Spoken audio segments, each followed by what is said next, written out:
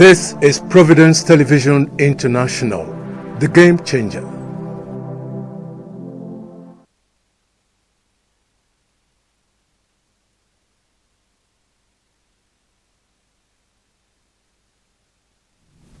Good day and welcome to the newspaper analysis for the 16th day of December 2024. Christmas is really in the air.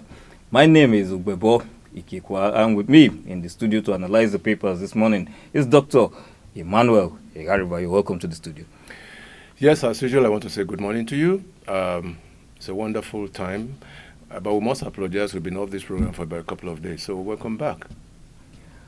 Well, just before we delve into the issues as regards analysis of the papers, let's take this break. Congratulations! Another Oge festival is here with us. And hearty congratulations to our beloved monarch, His Royal Majesty Omonoba Wari II, the Oba of Benin, as he celebrates his annual end-of-year festivities. I, Right Honorable Dr. Samson Osage, Edo State Attorney General and Commissioner for Justice, wish on behalf of my family and friends to joyfully congratulate our Royal Father on the glorious celebration of yet another Uge Festival. It's a marvelous moment for all Edo people at home and abroad. Umogu, I rejoice with you and the royal family. May this happy observance usher in a new era of good tidings and meaningful progress to Edo State. It's my fervent prayer that the Almighty God and ancestors will grant you many more years of good health, abiding peace, and enduring happiness on the revered throne of the Benin Kingdom. Once again, congratulations. Oba Atokbe is signed, Right Honorable Dr. Samson Osage, Edo State Attorney General and Commissioner for Justice. Doctor, it's a period of celebrations.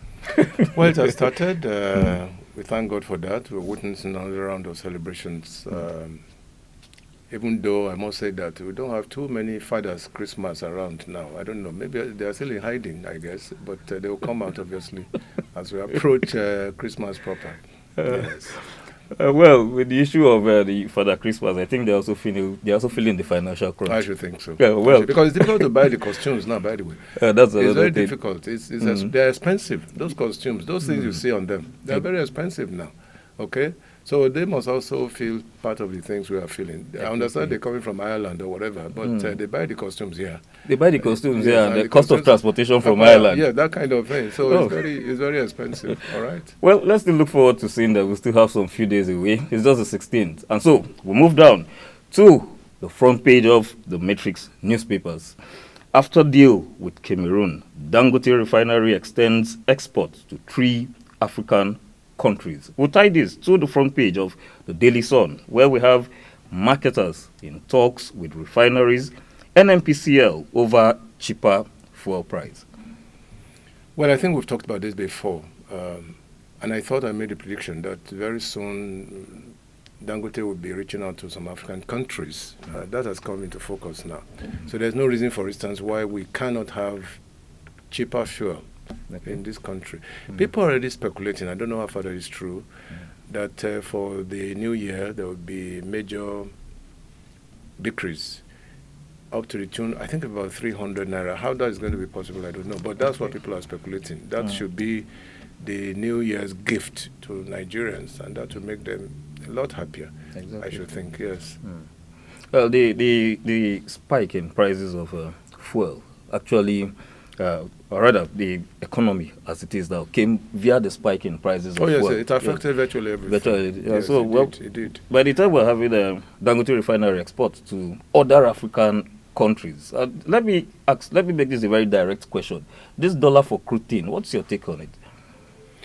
We produce crude here, although they are saying their excuse is that crude is sold at the international market. So whether you are producing or not, it must be dollar-based. All right. But I think there must be some kind of leeway for local producers. That will make the economy get a boost, for instance. And I don't think that heavens will fall if we sell as per the production cost, local production cost, for instance. But it's just that we are too tied to the apron strings of the international market. okay? IMF will breathe down your neck, World Bank will breathe down your neck, Opel Cartel will bring down your neck. I think it's important to break away from some of these things. That will create opportunities for us to make Nigeria a better place. Well, still on the front page of the Matrix newspaper, regional stability learn from Ghana's democracy. Tinubu tells Ecowas leaders. And then right to that effect, after 19 years, Nigeria fully clears 85 billion naira and $54 million Ecowas levy. I thought the headline should have screamed, we'll learn from the Ghanaian experience. Okay. Honestly, that's what I thought.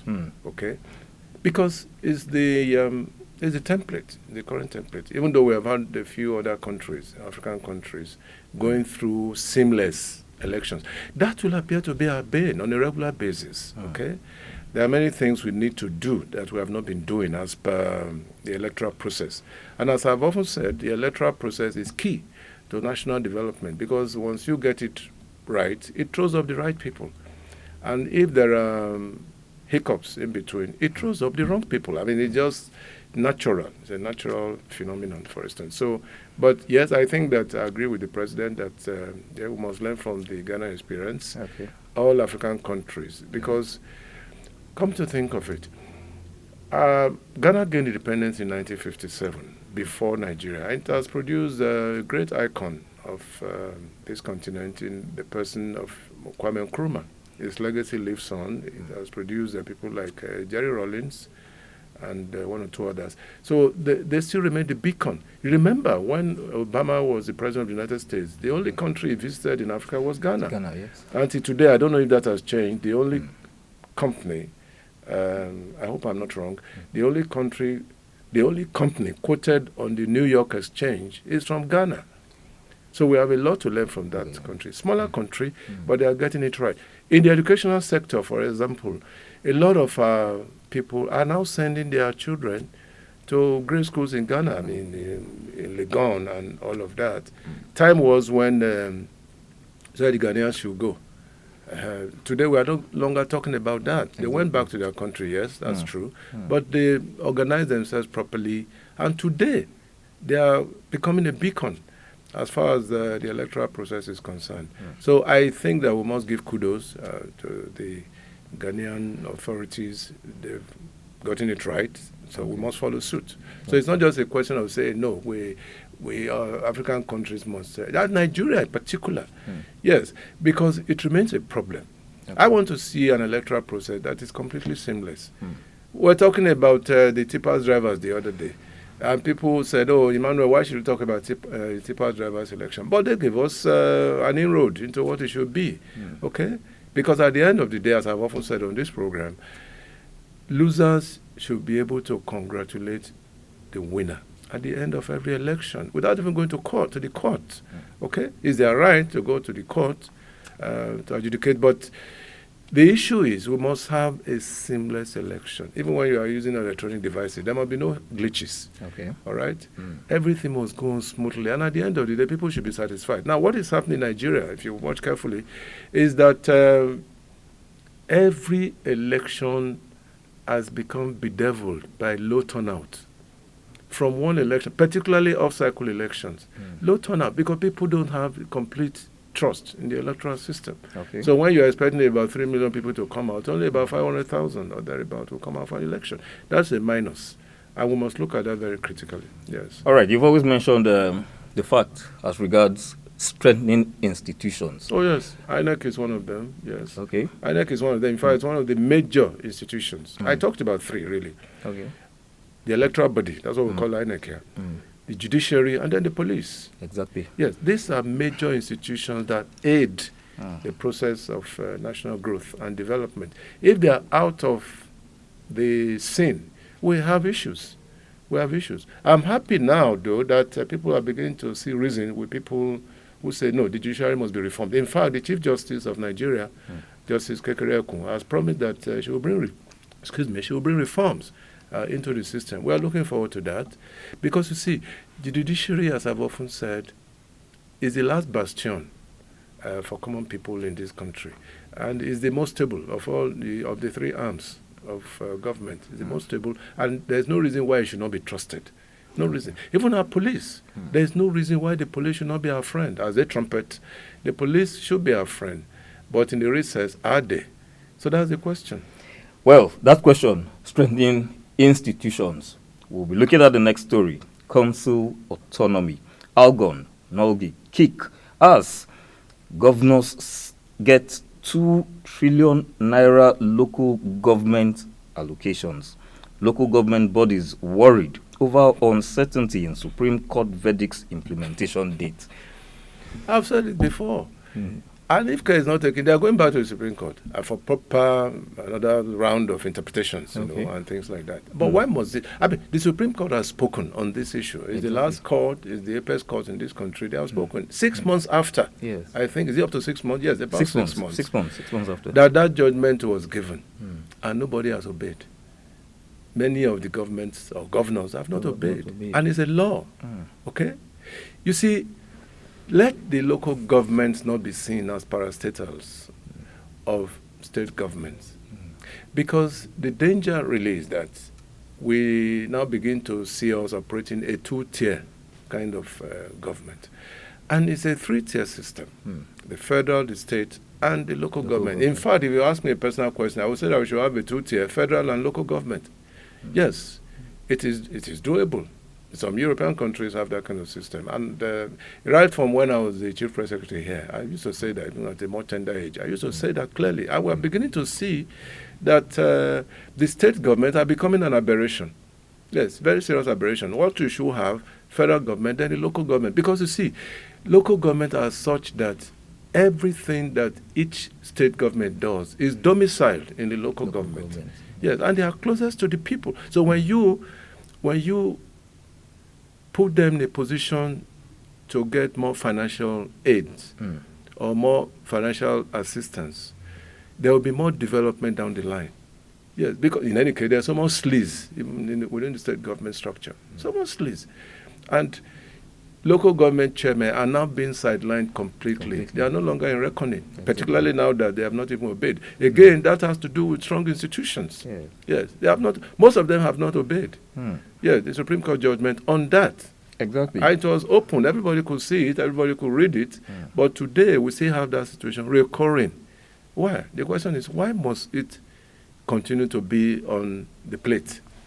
No. Talking from the angle of your being a lawyer, how do you see the Supreme Court orders constantly being flouted? Because the lawless environment we are living in, very lawless.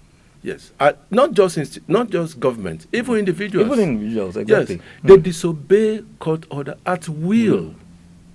Court orders at will, particularly our politicians. They are laying very bad examples. Our politicians believe that because they have made so much money, they can always find their way through maneuver and do all sorts of things. But that's not the law. The law is obey court judgments.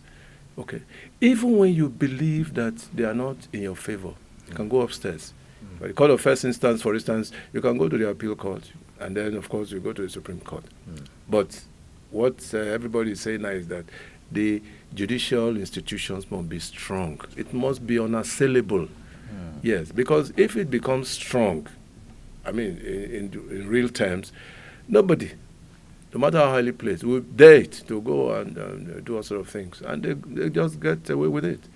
I mean, let me talk about the issue of bail, for instance, even though it's in the court now. Let's not be, not having subsidies, but everybody saw it. Everybody saw it. Open disobedience. Open disobedience. Yes. And in most cases, even the courts are handicapped because they tell you that their hands are tied.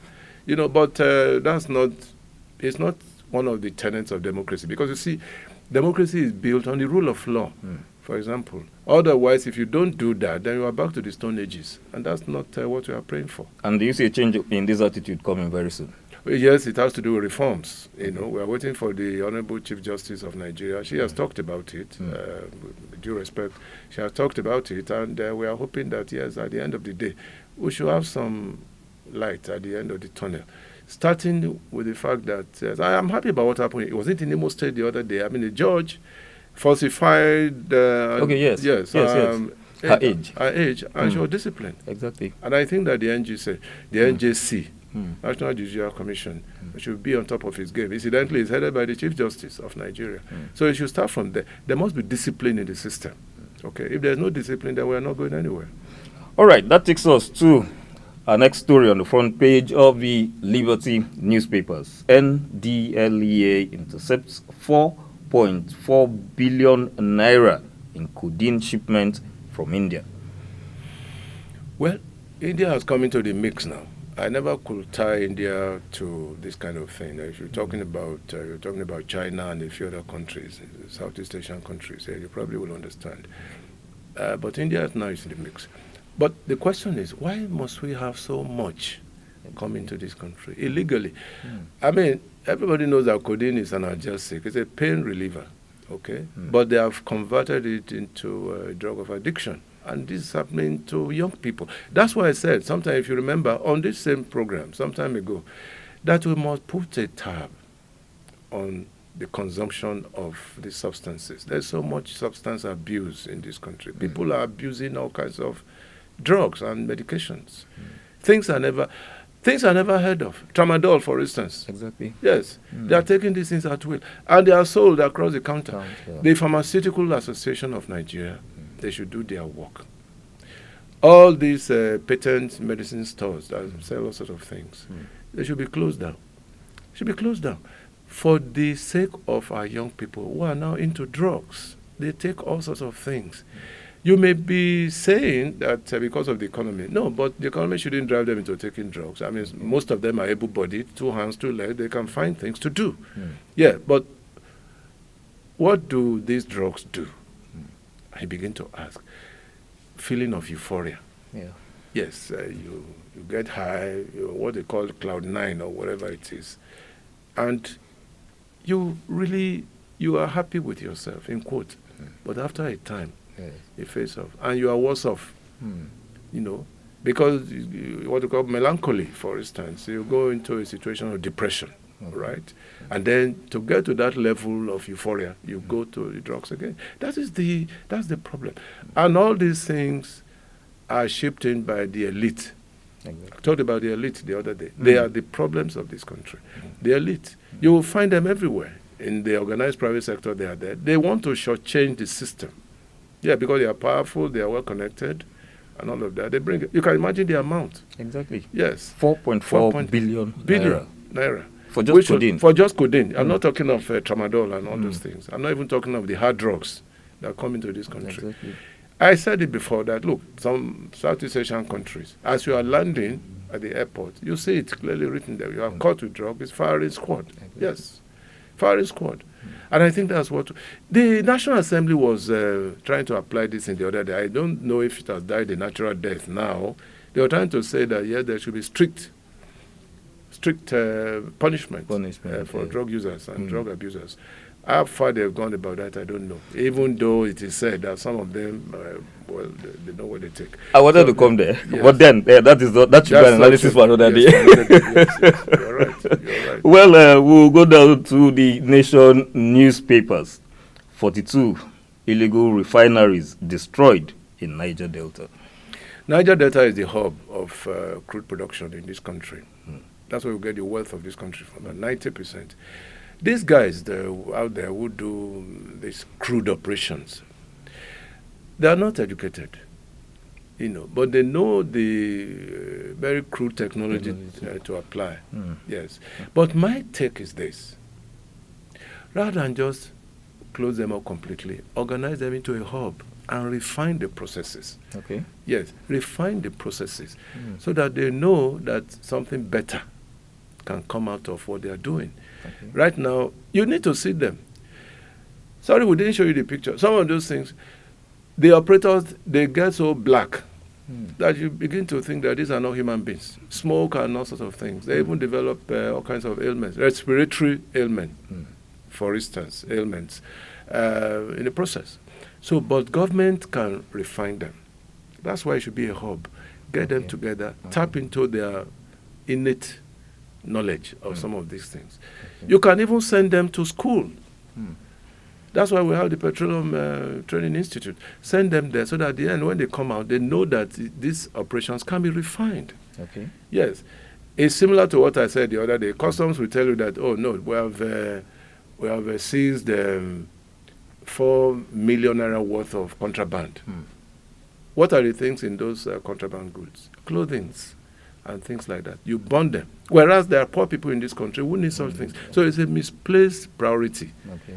Yes, it's misplaced priority. If you burn drugs, yes, one can understand, but not clothing. Sorry, I'm diverting from the subject matter, but that's they are allied, by the way. So we should build them into a hub and regulate their activities. Okay, so yes, from this, legalize their activities. So from this statement of yours, sir, would I take it that you will be advocating smaller refineries? Of course, that's what is going. Yes, of course. Okay. Mobile refineries. Give them licenses. Although we should watch the damage that can be done to the environment. I mean, I'm an advocate of the protection of the environment. But you see, we can do it in such a way that let them be enlightened, let them be educated so they know the pros and cons. We can regulate their activities. Just like the central bank can regulate the activities of these roadside people who sell currencies. Right? Okay, so we can regulate their activities and ensure that they know what they are doing and that they cannot be a danger to the society, right? And you mentioned the issue of mobile refineries. Yes. Refineries are getting smaller and smaller. Yes, I'm not talking of the type just built by Dangote. No. I mean, those are they are something else. But they are smaller units, you know. The mobile, you can even move them from place to place. Exactly. Yes, it's happening. It's happening outside this country. You can move them from place to place, and they can make products available to a small community, as it were. That way, you are adding value to the national economy because, in any case, these products will be sold. But the other side of it is we must also regulate the damage they can do to the environment. That's where organizations like Environmental Protection Agency can come in readily. Exactly. Yes, we must regulate. I think sometimes we go on this, no, not on this particular program. Thoughts and visions, I think. We talked about the environment. Oh, how yes. important it is to protect. It is important because you see, what they are doing, what those young people are doing in the Niger Delta is that they don't mind what goes into the water bodies, for instance. They have dangerous effluents into the water bodies. And that is why farming is no longer a profitable thing in the Niger Delta, particularly those who farm around river areas. Because when these things go into the water bodies, they kill aquatic life, you know. And the reverse, the effect can be absolutely reversible because these effluents are in a state of flux, and as they are moving along the waterways, they destroy aquatic life. All right? So it's a double-edged sword, but we must look at it. It's government that should be responsible for all of this, and I believe that they are the ace when it comes to the protection of the environment. All right. Thank you so much, sir. That's a package on the newspaper analysis for today, the 16th day of December 2024. As usual, we'll have a parting shot. Christmas is just some few days away. That euphoria is not there. You do not see the celebration. I will be surprised if the euphoria is there. But Christmas is always Christmas, okay? Maybe a couple of days to December 25th, people will come out, they will buy things and all that. But my advice is for parents. Right, don't be driven to the extreme of going to do a few things that are contrary to the wish and wishes of Christ. Christ was born in a manger. That's the celebration that we have on our hands. The Lord, our Savior, was born in a manger. In other words, he was born into the template of humility. That's the Lord of Lords, the King of Kings. He was born into a manger. I mean, the good Lord, God himself, God Almighty, will have chosen to bring him through one of those mansions in Nazareth. But he chose a very lonely and lowly, what do you call it now, a manger. In other words, let simplicity be our forte during this Christmas season. If you don't have money to buy a bag of rice, you can buy a smaller bag and just cook enough for your family. But I should advise that people who have the capacity to cook, always remember those who have none. It is very important. Remember those who cannot. eat at this period. I like what the church is doing, the Catholic Church is doing, St. Joseph here. You know, they have what they call a food bank. I understand many churches are doing that now. Okay. Let people have food items. Bring such items into the big fold so that they can share at the end of the day. Christmas is for sharing, really. Remember, it's a season of love. It's a season of forgiveness. Those who have hurt you, this is the time to forgive them, right? Those who have nothing to eat, this is the time to show empathy, okay? Those who have no hope in tomorrow, this is the time to give them hope, because that's what Jesus stood for. And religious intolerance, that shouldn't be it shouldn't be in our dictionary, all right? Because when I was growing up in Lagos in those days, it was a mixed grill, the society where I grew up in Lagos. It was a mixed grill. We had Christians, we had Muslims. And when Christmas was there, Muslims would join us to celebrate. When Ida Malud was there, Ida Fitro, Ida Kabir, we also joined them to celebrate. That's the sense of brotherhood, of oneness. But it's absent now. It's totally absent. So for Christian brothers and sisters who want to celebrate Christmas, also remember those who are not in your fold and reach out to them in friendship and amity. That's my take. Thank you so much, sir. Well, on this note, it's been quite another wonderful session. We will be having this program as regularly as it should be. And if you joined us just while we were starting the program, you remember that Dr. Emmanuel Garibay did actually apologize for not being on air for quite some time as regards this program. But it's a promise. As the Game Changer, we'll keep you updated on issues on the news. On this note, I want to say once again, thanks for watching. Please stay tuned.